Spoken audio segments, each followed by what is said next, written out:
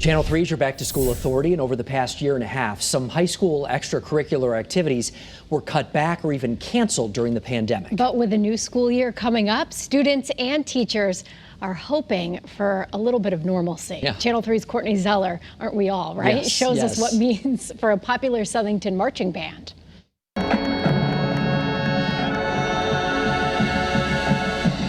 This is Southington's Blue Knights marching band at their nationals performance in 2019. The group is out on the football field in front of a crowd of people. They took second place. It's a rush they say is like nothing they can describe. It's a crazy feeling because you can hear the people cheering for you. And that's what was missed as the COVID-19 pandemic changed a lot for this group of high school students. We weren't rehearsing as much, so our schedule was not as crazy as it normally is, which was disappointing.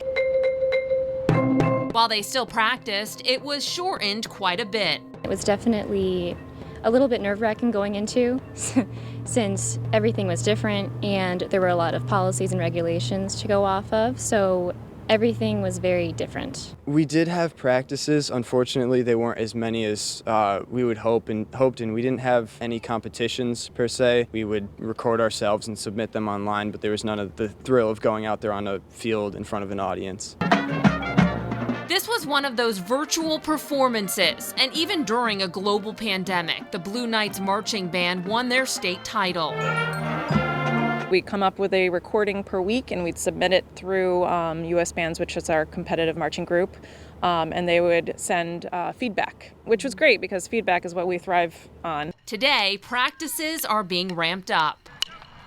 We were there when the group held their 3-hour practice at Southington High School.